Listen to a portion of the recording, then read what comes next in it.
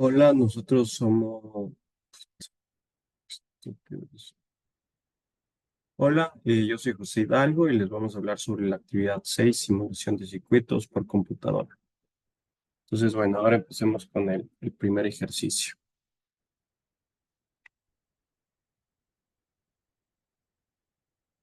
Bueno, en este circuito lo vamos a resolver por el método de mallas, donde podemos ver que hay una supermalla, que es el circuito exterior, y tiene tres mallas, como se puede ver aquí. Entonces, ¿cómo empezamos? Es que aquí tenemos el voltaje, en este voltaje independiente tenemos el 0,4 y el voltaje VA se encuentra aquí con el 2 ohms. Entonces, para ello, vemos que en la primera malla es corriente I1, en la malla 2 y 2 y aquí I3. Entonces, VA, como se encuentra en la tercera malla, es igual a I3, 2 y 3. Y VB, lo mismo, pero como se encuentra abajo, es en negativo, menos 7,5 y 5 y 2. Luego calculamos la fórmula de la supermalla, que es esto, yendo desde el primer voltaje hasta yendo hasta la última resistencia, que nos da esta fórmula.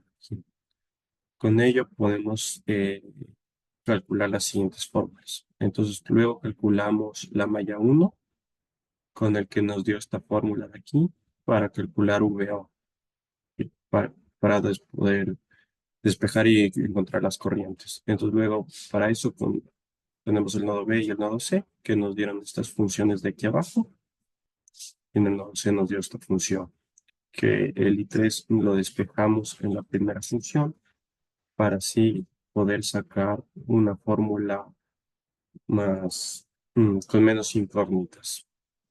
Entonces con eso solo tenemos I1 y I2, y para tener solo una incógnita y encontrar este valor, despejamos en esta fórmula, en la primera fórmula de la supermalla, y así tenemos el valor de I1.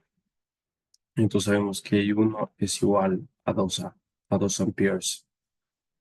Entonces luego de eso, con ello sustituimos aquí en las otras ecuaciones que ya sacamos. Entonces sacamos que la I2 es 12 amperes y la tercera malla 12,5 amperes.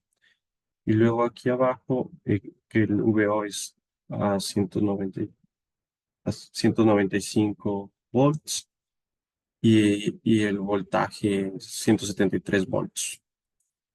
Entonces, bueno, ahí encontramos todos los valores que nos pedía el ejercicio gracias a la sustitución de datos.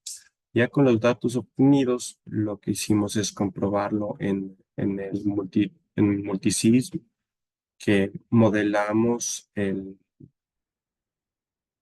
circuito que nos dieron y así lograr verificar si que los cálculos sí eran correctos. Entonces, calculamos en cada malla, verificamos cuánto es el voltaje, la corriente, y nos salió que en la primera malla es 2 amperes, en la tercera 12 amperes, en la segunda 12 amperes y en la tercera 12,5 amperes. Entonces sí nos dimos cuenta de que sí lo hicimos correctamente en la parte de mando. Entonces, ajá, eso fue el primer ejercicio. Bueno, ahora en este segundo ejercicio, lo que hicimos en primer lugar es por el método de nodos. Entonces, como vemos aquí en el circuito, en el primer nodo V1 se puede deducir el valor de voltaje fácilmente mediante la fuente de voltaje de acá. Entonces sabemos que V1 es igual a 2 volts. Entonces, una vez deducido eso, podemos ver que se puede calcular el valor del voltaje para el valor de nuestra foto de voltaje dependiente de acá, mediante la resta de V2 menos V4.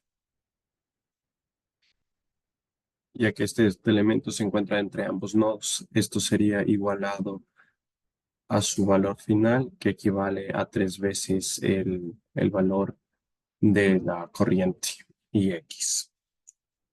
Además de eso, podemos ver que la fórmula de calcular Ix se puede sacar mediante la resta de los voltajes, que sería en este caso 0 menos, ya que es nuestro nodo de referencia, mientras el nodo 2, el voltaje 2, y todo esto dividido entre 2, que es el valor de la resistencia.